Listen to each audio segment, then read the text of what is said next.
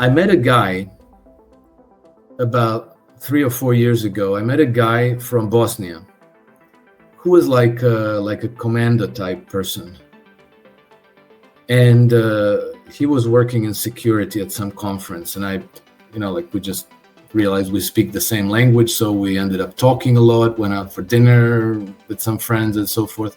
And so he and I talked a lot. And he's very open, and so he told me that he works in Venezuela a lot. And I was like, Venezuela? Really? Why? What do you do there? And he said, we do the dirty work for the Venezuelan regime. So I asked him, what kind of dirty work? He said, we procure them weapons and military technologies. He didn't say more than that. That's as much as he said. But, the fact that he's from Bosnia doing this in Venezuela means that he's plugged into Western intelligence and military industrial circles. So there's something there.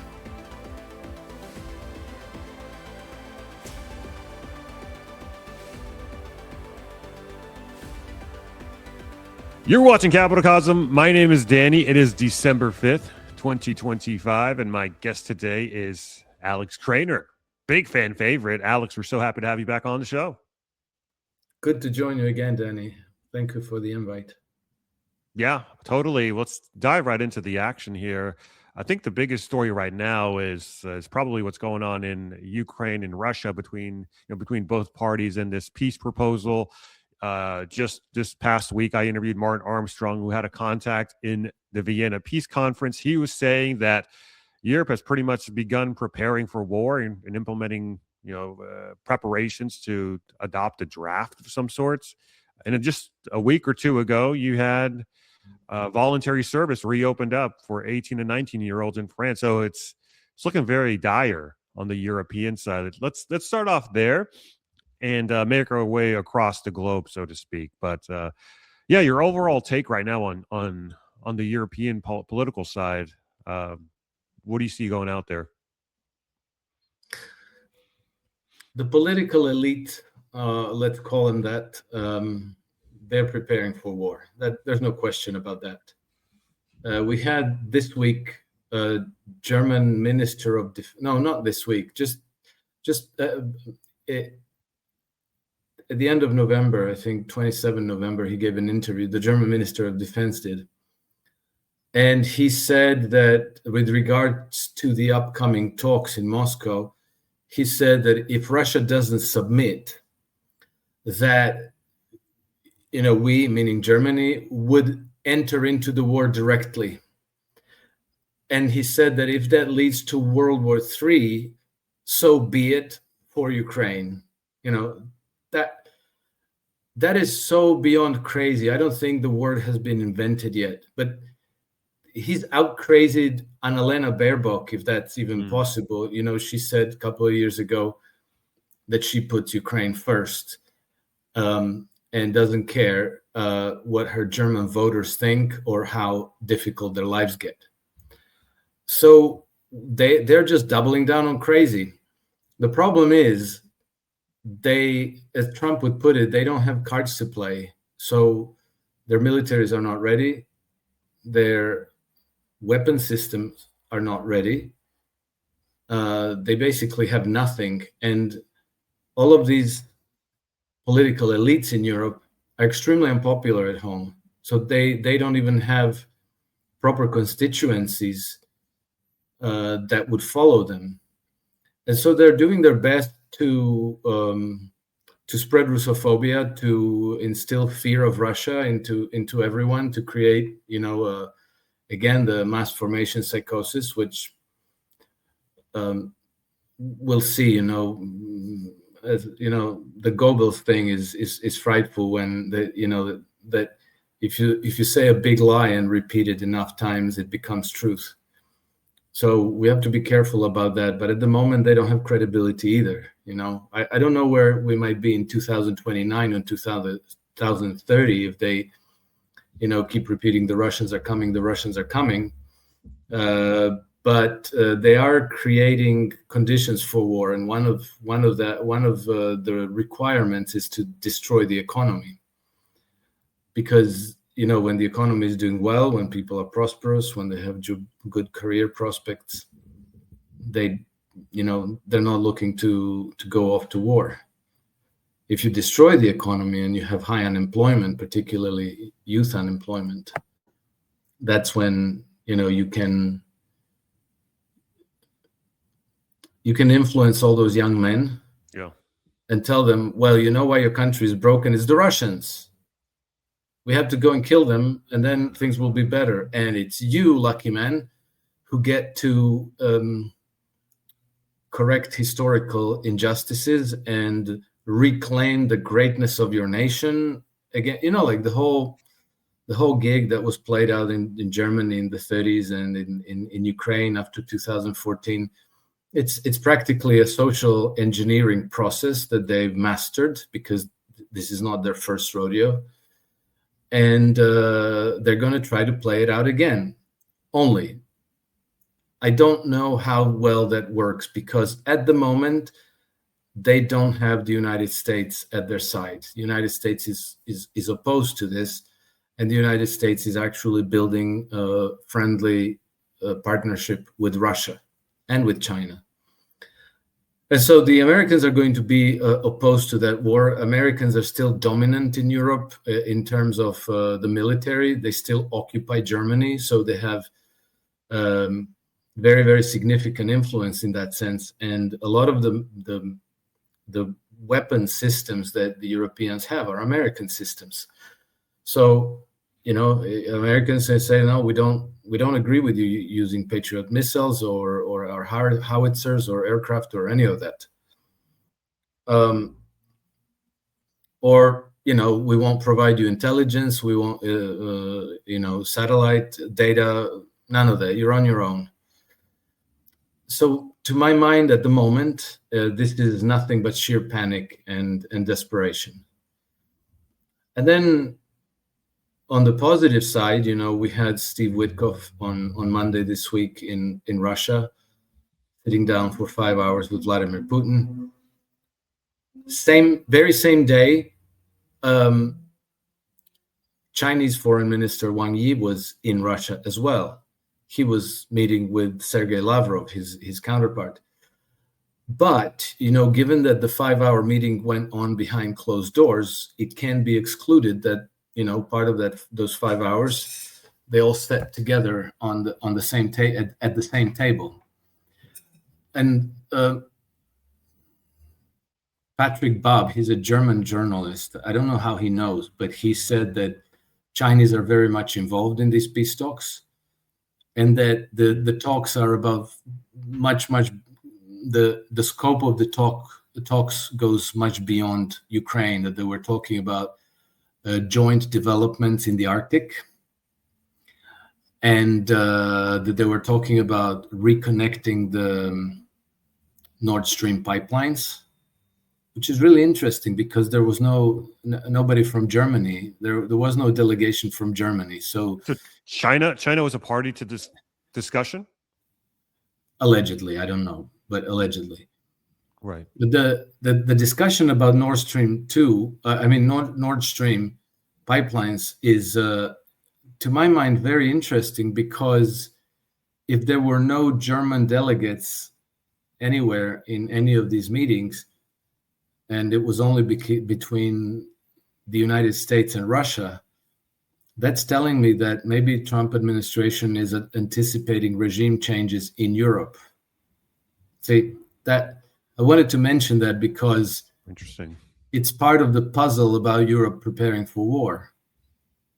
Because all these people who are in power today, the very unpopular leaders like Friedrich Merz, Emmanuel Macron, and Keir Starmer, they're not going to be in power for very much longer. And so whatever they think they're planning might not even come to pass. There might be a completely different governance in Europe in another few months or a year or two. And maybe this whole drive for war will die, because it's actually suicidal. Europe cannot fight Russia. They don't have weapons, they don't have troops, and they don't have defenses against Russian weaponry. Russians can snow them with their hypersonic missiles, their Kinjals and Burevestniks and Avantgardes and what have you. They can destroy the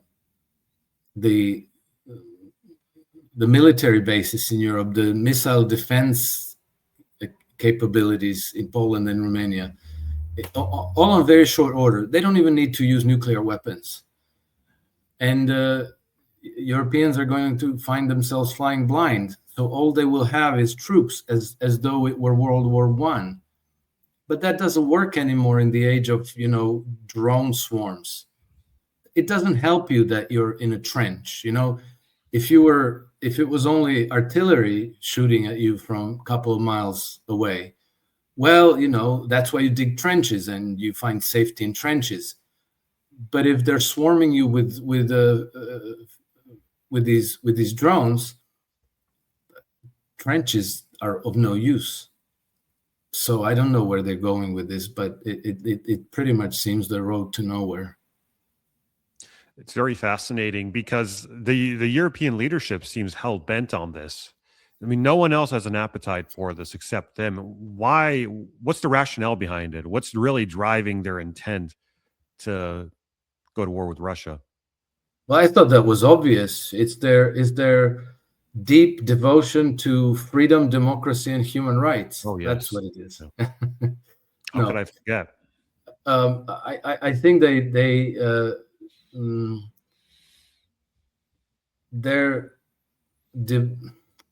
stuck with this plan because their whole governance model is predicated on hegemony.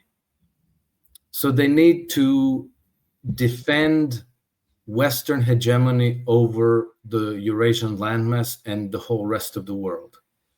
And you can read that in the statements of people like Boris Johnson and Ben Wallace, the former defense minister of Britain, and Polish former president. Is he still president? I don't know. Morawiecki. They all said that if we lose in Ukraine, we're going to lose our hegemony. Boris Johnson explicitly said that's going to be the end of Western hegemony. That's what they're fighting for. So they cannot have on Eurasian continent, they cannot have a rival that creates a different world order that is completely independent from them and that they have no control over. Because then, Britain and France would have to go back to being, independent nations minding their own business rather than, spreading colonies and influence and their NGOs and their, intelligence assets and all of these things. And then, if you have a different financial system that emerges, which is emerging, then they can't have a stranglehold on global trade either. And then, dominate that to their benefit and everybody else's detriment. So they lose everything. And I'm not talking about French farmers and German car manufacturers. I'm talking about these power. I hate to use the word elites, but let's call them inbred degenerates. They lose everything. They can't go back to being firefighters and bicycle repairmen. All they know is how to rule the world with their banking institutions and their their influence in intelligence networks and politics and media and all of these levers of power. This is what they're defending, and they're the walls are slowly closing in around them. And I think that right now they're probably panicked, and they up until now the model was if somebody says no, get the United States to go beat them up. and that worked. And so when Trump came into the White House, during the first 2 months or so, the back and forth was trying to get Trump to issue security guarantees for Ukraine. A security guarantee effectively is like a tripwire for World War III, because what it means is that if, let's say, their idea was, okay, Trump gives us a security guarantee. We send our troops there. So the French, the British, the Poles, Germans, they were going to send troops there. Nothing remotely sufficient to fight a war, but basically like tripwire troops. If our troops come under fire, then we invoke the security guarantee and we tell the Americans, well, look at what the Russians have done to us. Now you have to come back to Ukraine and save us. So that would have led to like an all-out war between the combined West and Russia, i.e. World War III. And Trump said no. And so now they don't know what to do.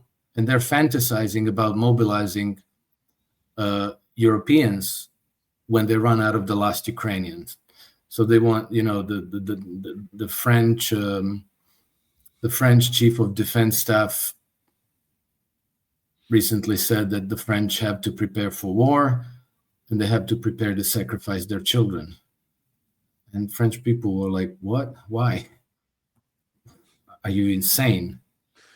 But they're all talking like this. And so, what Martin Armstrong said is absolutely true. But it's true only at the very top of the hierarchy.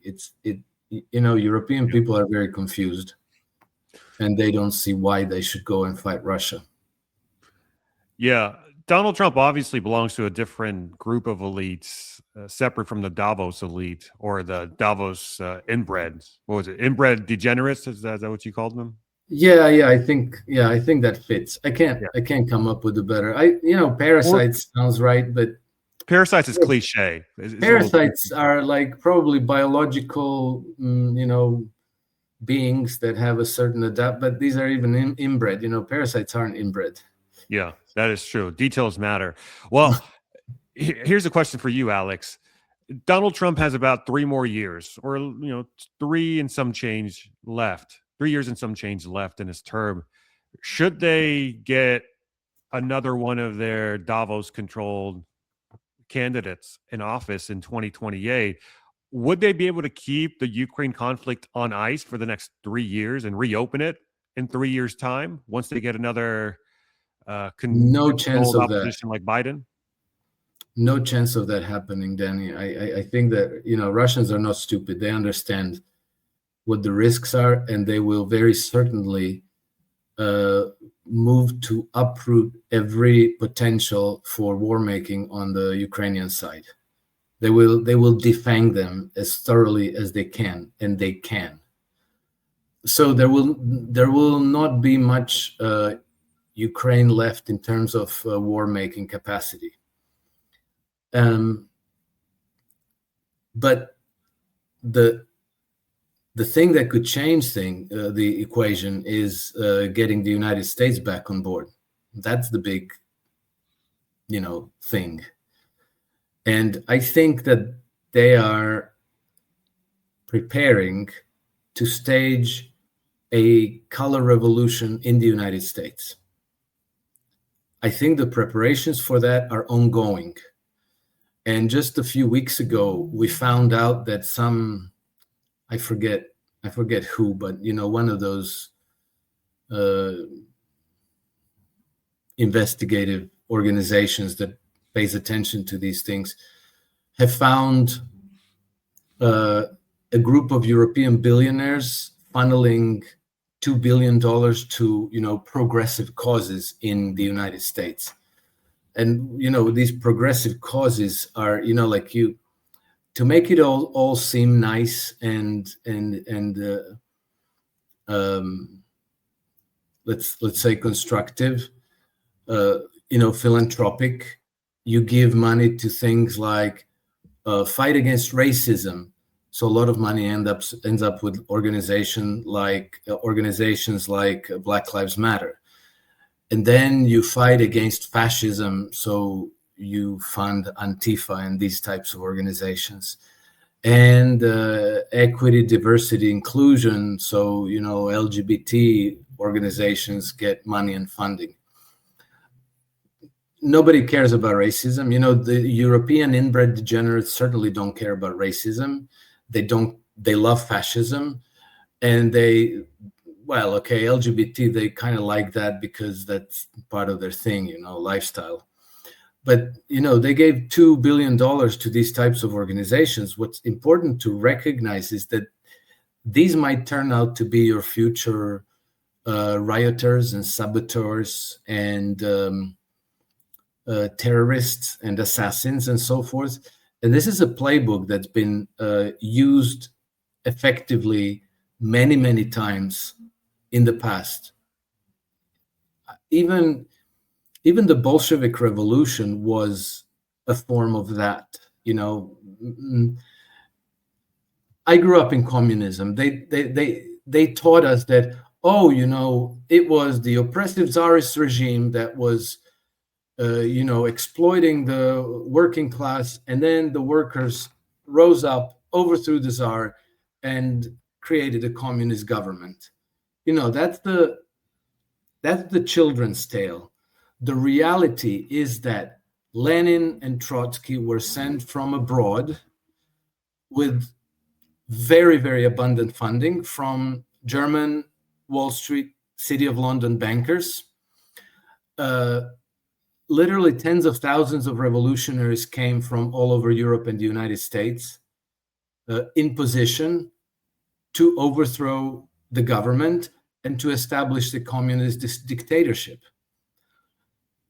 This took years. It didn't happen overnight. This was attempted several times, and then there was like a 1905 revolution, which failed, but then there was like a February 1917 revolution, which instilled like a puppet government by Alexander Kerensky, which was very weak, but also ideologically wobbly. It wasn't conducive to their goals. And then they threw in the Bolsheviks, led by Lenin and Trotsky, with Marxist ideology, which, if you read into Marxist ideology, it's extremely brutal and ruthless. And so they took power not because they had support of the working class, but because they had support of Western intelligence assets, Western revolutionaries. They had loads of money. They were paying protesters to come out in the streets. They had support of Western propagandists. So they threw a lot of money into publications, newspapers, magazines, pamphlets, all sorts of propaganda. And then when as the revolution kind of morphed into a civil war, they also had between 300 and 400,000 troops from the West who were tossed in, American troops, British troops, Czech troops, Japanese troops, but smaller contingents from many European countries. And they helped the Bolsheviks consolidate power during the Civil War. Okay, we're not talking about this, but the point I'm trying to make is they managed to overthrow a 1,000-year civilization that had a 300-year continuity of government under the Tsars, supported by, deeply rooted traditions, by the Orthodox Church. And all of this they managed to raise to the ground practically. So the fact that they're beginning to do this in the United States should be very concerning, because if they were able to overthrow 300-year Romanov rule, they reckon they can probably overthrow the American constitutional order and impose whatever they need in order to, again, use the United States as their battering ram against whoever opposes them. Let's not forget that battering ram has a couple of thousand nuclear missiles. So this is extremely dangerous. This is really something to keep an eye on and to oppose because these revolutions are extremely bloody. I mean, the estimates of deaths, the estimates of numbers of people that the Bolsheviks killed in Russia go into tens of millions.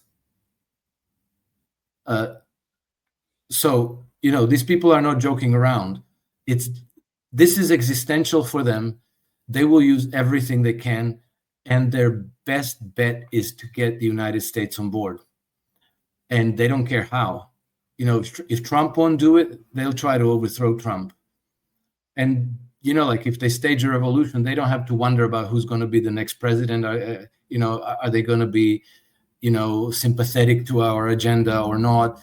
They could just toss in some, new dictatorship that's going to be, anti-racist, and it's going to be supportive of diversity and inclusivity. It's going to fight climate change and all this.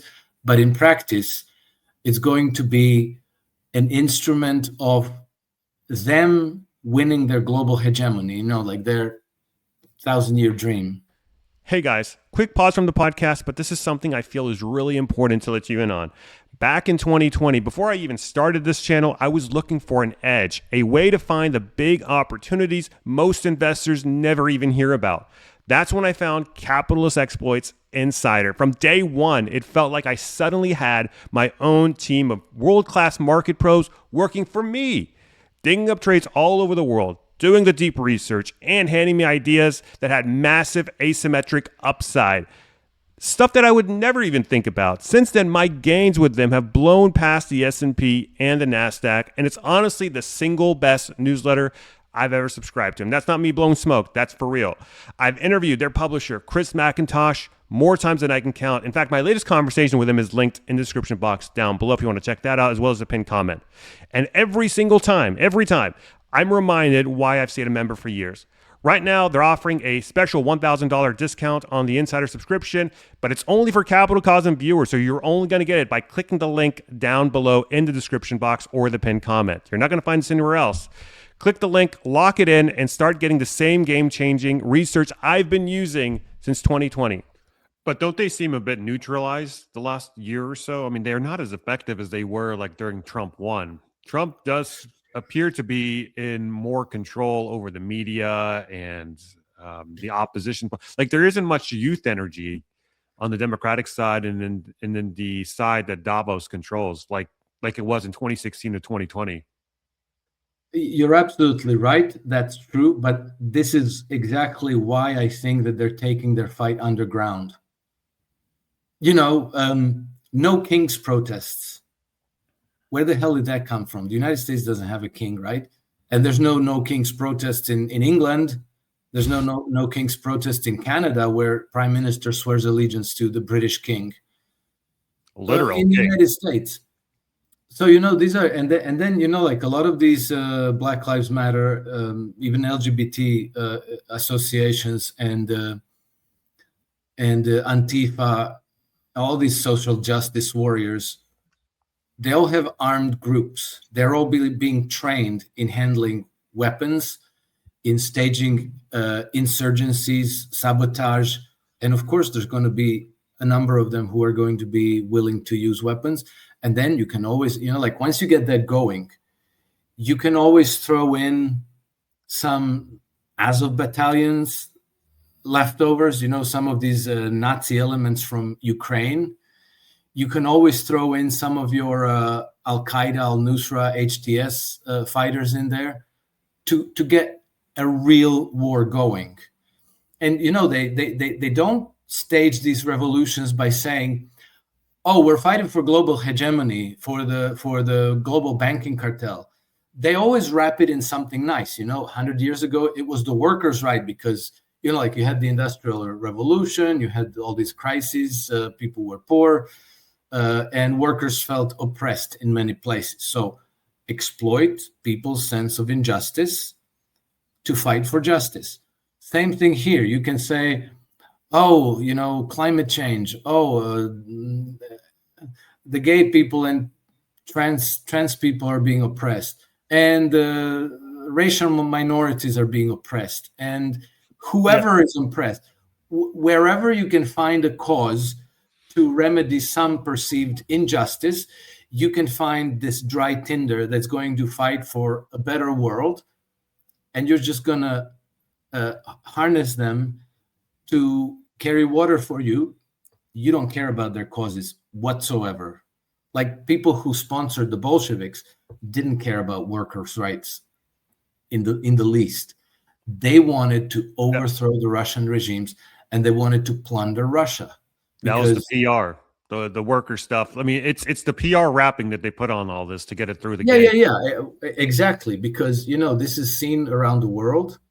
People understand what's happening. It wasn't even then popular to support communist movements, so they pretended that they were supporting the white, but they were really supporting the Bolsheviks. And the Bolsheviks went there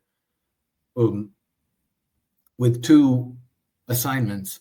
One of them is to plunder Russia as quickly and as thoroughly as possible, because before World War I broke out, Russia was known to have by far the largest gold reserves in the world. And Western bankers wanted that gold, and they got it. They got so much of it that between 1917 and 1919, the price of gold on world markets plunged by 56%. It practically never happened. But the Bolsheviks were shipping so much gold out of Russia that, you suddenly had an inflation of gold in the world. And so they've done that. And then they went to, just killing people willy-nilly, whoever had anything nice, whoever looked nice, whoever was accused of antisocial behavior or anti-revolutionary behavior, whoever went to church, whatever, they were just, and so they ended up killing tens of millions of people. This is what happens in these types of revolutions. And I think that the United States is at a crossroads where this is a real risk, I feel. And I think that people in the Trump administration are aware of this, which is why, Trump brought National Guard to Washington, D.C., which is why he went hard against these No Kings protests, and why, so I think they're very much aware of these risks. But it's important that the American people be also aware, because a lot of the fight is being fought for people's minds.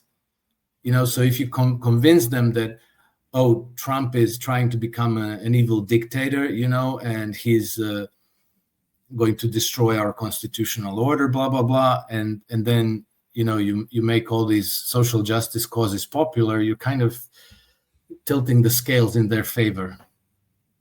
Understood. Well, let's go ahead and move over to the United States and talk about the big story here geopolitically is what's going on with Venezuela and the surrounding vessels around Venezuela. What's your read on that situation? What is Trump trying to achieve here? Venezuela regime change was a big priority and Trump won, and it seems like it still is. Are they just trying to regime change Maduro so they can just get the oil and not necessarily take the oil? Because I've heard this argument before that they're just trying to take the oil, but they don't even need the oil if you really think about it. They just need the oil traded in dollars. Is that the big strategy? What's your read on that entire situation? I have to say that Venezuela is a bit of a mystery to me, because I don't buy the drug trafficking angle at all. It doesn't make sense. I had Larry Johnson talk about this. He completely debunked it, and because he used to work in that realm when he was in CIA. Right. Yes, I know. And so that doesn't make much sense. I mean, if you were fighting drug trafficking, your first the first enemy on your list for attack would be money laundering banks, because without them there would not be any drug cartels. 100%. And CIA. The CIA, then Canada, then Mexico, then Ecuador, and I don't know if Venezuela would even figure on the list of culprits at all. And then there's the oil angle, which doesn't make much sense to me, because if that were the case, you don't have to take the oil. You can always buy the oil. Mm-hmm. And for the United States, which is by far the biggest economy in that region and the biggest consumer of oil of course they're going to sell it in US dollars because that's the currency of the United States. So, Trump could have sent the delegations there and said, look, we need lots of oil, sell it to us half price in US dollars, and we're done. And the Venezuelans would say, yes, they're okay, because, what else are they going to say? They're going to go to war? And so that angle doesn't make sense. The collateral angle makes more sense to me, because you don't really care about how the oil gets into your markets, as a consumer, because you have to pay for it anyway. It's not like if the United States takes the oil from Venezuela that you're going to go to the gas station and it's going to be free to you. It's all the same. But it's the difference is for the bankers, because if the United States controls Venezuela politically, then all the oil production, exploitation, shipping, trade, everything becomes controlled by US corporations, and they're clients of US banks on Wall Street. And so Wall Street banks would be funding all of that. They would extend credit to their clients, ExxonMobil, whatever. And then the banks, basically, when they extend credit to their clients, they get an asset on their book. That credit is an asset on the bank's book, and it's a performing asset. It's a profitable asset because it's secured by Venezuelan resources. So by virtue of having political control over Venezuela, Venezuelan resources become collateral, securing your assets in your banks. ExxonMobil doesn't care whether they extract and ship the oil or whether PDVSA, the Venezuelan company, extracts and ships the oil. ExxonMobil can have a nice business even without controlling it. It's the bankers who get either everything or nothing. So if Venezuelan oil becomes Wall Street banks collateral, then the bankers won big. If it doesn't, they got nothing out of it. ExxonMobil can do their business in a different way. Anyway, so why does that story not make sense to me? It's because effectively Trump would be using American taxpayers' assets and probably the lives of American servicemen to give a multi-trillion-dollar present on a silver platter to Wall Street banks. Okay, then you have to ask yourself, is he their bitch? Is he their player? And that I'm not sure. I actually think that he's not. I think that he's actually at war against them. So I don't buy that he's doing it for that reason. So what are we left with? It's not drugs. It's not the oil. What is it? So, I've heard a number of people like Tom Luongo and Howard Kunstler and Susan Kokinda and, people who are very knowledgeable and who pay very close attention to all this, who are kind of saying that what's really going on is that Trump is attacking the American deep state through Venezuela. Why? Because apparently, you'll remember that when they tried to regime change Maduro in 2019, but that was kind of like a half-hearted attempt on Trump's side, and nothing happened. Maduro stayed in power. Then they imposed very heavy sanctions on Venezuela, and the story kind of disappeared. But then in 2022, when Russia launched a special military operation against Ukraine, the Biden administration, whoever was running it, figured we're going to need lots of oil. So they sent a delegation to Caracas to negotiate with the Maduro regime. And we don't know what they negotiated. We know it was about oil, and we know that there was a partial lifting of sanctions to everybody's satisfaction. But there was more to it than that, and we don't know what it is. But I think in the aftermath of those negotiations, the Venezuelans pretty much emptied out their prisons into the United States. I think that's what Biden administration wanted, and they got that. And I think that they also, I think that maybe Maduro there made the deal with the devil because he needed sanctions relief, so he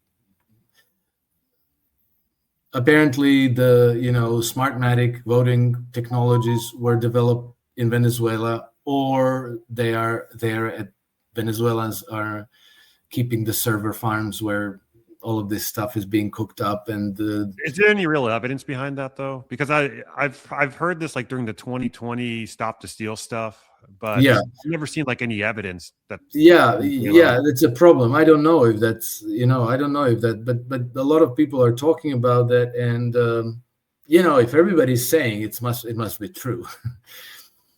Yeah, I don't know, but that's that angle seems a little bit credible to me. That the CIA would have some kind of a deep state undercover involvement with the Maduro regime. I met a guy about 3 or 4 years ago. I met a guy from Bosnia who was like a commander type person, and he was working in security at some conference, and I, we just realized we speak the same language, so we ended up talking a lot, went out for dinner with some friends and so forth. And so he and I talked a lot, and he's very open. And so he told me that he works in Venezuela a lot. And I was like, Venezuela? Really? Why? What do you do there? And he said, oh, we do the dirty work for the Venezuelan regime. So I asked him, what kind of dirty work? He said, well, we procure them weapons and military technologies. He didn't say more than that. That's as much as he said. But the fact that he's from Bosnia doing this in Venezuela means that he's plugged into Western intelligence and military industrial circles. So there's something there. And for some reason, the Trump administration, I think Trump is not trying to overthrow Maduro. I think that Trump wants to exert pressure on Maduro to cooperate, to say, you work for me now, and whatever you people were doing, I want the receipts. And I think that he's going to use those receipts to go after people inside of the CIA and the deep state players in the United States. So that's an explanation that actually makes more sense to me than the drug angle and the oil angle.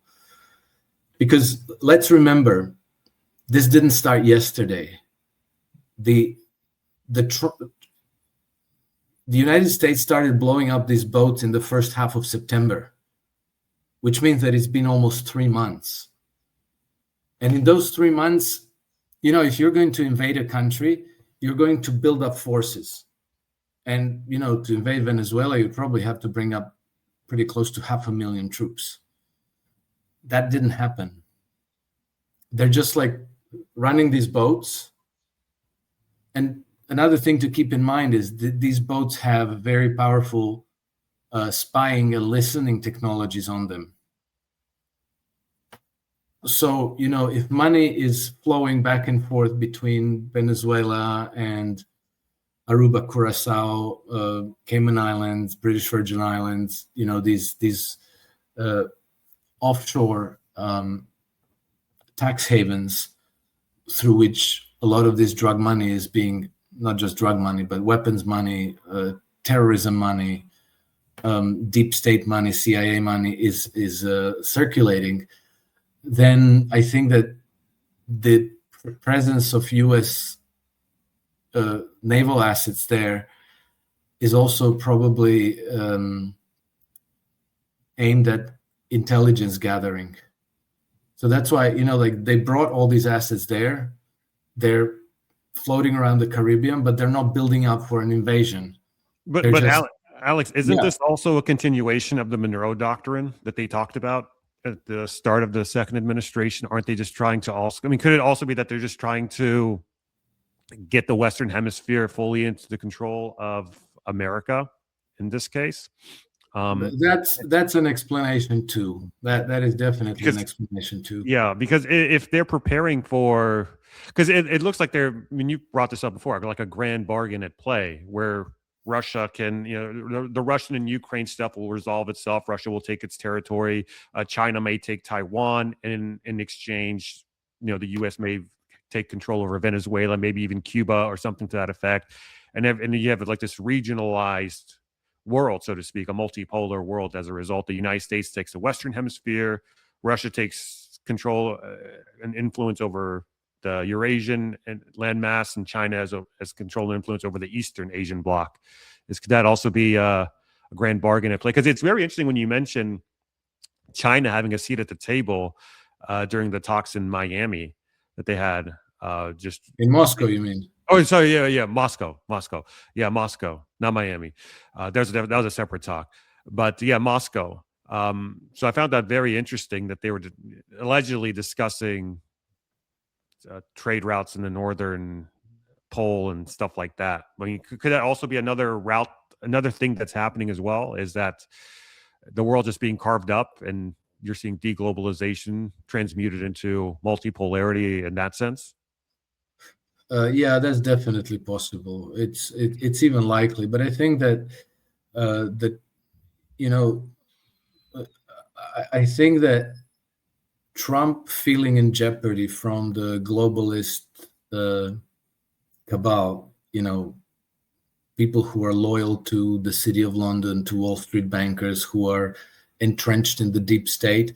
I think that that's a real threat to the American Republic.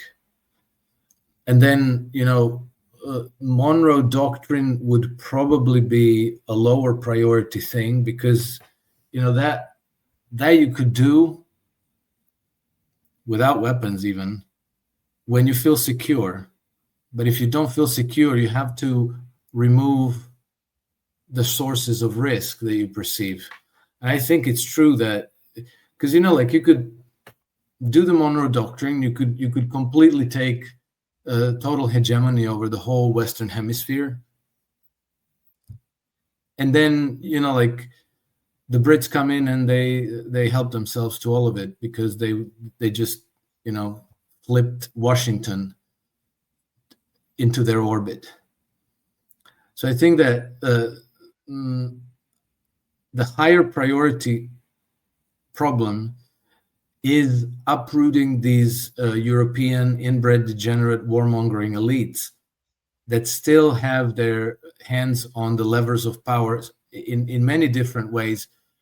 And, one of their sources of strength is control of these offshore money centers, drug trafficking, weapons trafficking, human trafficking. I think that you had Alistair MacLeod recently, no? Mm-hmm. And I can't recall if he was talking about this with you or on another podcast, but he was saying that the euro-dollar market is something like $20 trillion. Mm-hmm. U.S. monetary base, so all the money in circulation in the United States is, I think, something around $6.5 trillion, which tells you that, and euro-dollar market is under control of the City of London, so it's U.S. dollars, but they're circulating outside of the United States, and they're not under control of the American government or the Fed. They're controlled by the City of London, and these offshore, the spider web of offshore centers like Aruba, Curacao, Cayman Islands, British Virgin Islands, and so forth. And so these are the trillions of dollars that they can use to fund terrorism, to fund special forces, the mob, the drug cartels, whatever. And I think that this is a real source of risk for the Trump administration. And Scott Bessent corroborated this in a way in a recent interview where, I forget who was interviewing him, some Alex guy. They asked him well, what's the most important thing you learned since you've been in this job? And he said well, the most surprising thing I learned is that probably 40 to 50% of everything I do has to do with national security, which is an odd thing to say for a Treasury Secretary. But I think that angle, we don't know a lot about it. We don't know, they don't give us statements of what's going on. But clearly, the finance domain is a very high priority problem for the Trump administration. And I have the sense that Venezuela has something to do with that. Yeah, there's something mysterious about Venezuela. Yeah. I mean, you could look at it in many different angles. And there's obviously many different parties that, like you pointed out, can benefit from its overthrow. But before we wrap up here, Alex, I've been asking each and every one of my guests this month this question, and I'd like to close out the show by asking you, and that is, what are 3 big predictions that you can make? I'm not going to hold you to them. It's like it's 3 big predictions for 2026, for the year ahead. This is probably going to be our last. I don't know. Maybe we have one more interview this month or by the end of the year. I don't know. But so this could be our last interview before the end of the year. But for 2026, 3 big predictions. I don't know that I can come up with 3, but I'll try. Or as many as you want. Maybe 1, 2, whatever. My biggest one is that there's going to be a collapse in bond prices, but especially British, European, and Japanese bonds. Particularly, I'm talking about government bonds. I don't really look into corporate bonds, but basically, what we've seen is, like you had like a big 30-year bull market in bonds, and interest rates went to 0 and below 0 in some cases. And then that all reversed in 2021. And then you had what they called in financial markets the bonds Armageddon, because you had the biggest bear market ever between 21 and 23. And with regards to U.S. bonds, U.S. 10-year Treasury, for example, that was the biggest bear market ever recorded on record. And the records go back some 265 years. So that was a big event. The collapse of German bonds and British pound was even bigger. And I don't pay close attention to Italian, French, Spanish bonds and so forth, but I imagine that it's even worse on those fronts. So I think what happened since then, since 1923 on, is that bond prices have kind of consolidated almost in a horizontal support. It's like they have some horizontal support, and they're bouncing off of this support, but they're bouncing less and less and less and less. Like they're looking very, very heavy, like they're going to go off a cliff at any moment. And I think as we speak, the Eurobond is going kind of off the cliff. It hasn't gone past the 2022 lows, but it's really close. And I think that ones that breach that support, it's watch out below. I think we might see 50% declines. Maybe not in 2026, but definitely it's going to start in 2026. And then, like these cycles take a long time. So let's say that bonds going 50% down might take through the end of the decade. But, I see a very big, very significant bear market in bonds from 2026 onwards. And it might span 2, 3, 4 years. So that's prediction number 1. Prediction number 2, I don't know what to say about energy. Like we've seen natural gas prices spike these last few weeks, but natural gas tends to spike up and then come crashing back down where it came from. Food prices are okay. Second prediction, inflation, consumer price inflation is going to go up, and in Europe it's going to be going up quite a lot. And it might start verging towards hyperinflation. And then prediction number 3 is disintegration of the EU and NATO. So there, 3. I got 3. 1 second, Alex. Europeans, they're inbred degenerates, so they can't work out which one is left and which one is right. All right, well, I'm back now, Alex. Sorry about that. 2 predictions. What, do you have one more in you, or is that all you got? No, I got 3. Come on. Okay, go ahead. Yeah, go ahead. Did you not hear the second and the third? I heard. No. I said, do you have one more left? Oh, do I have one more left? Yeah. No, I don't. I mean, no,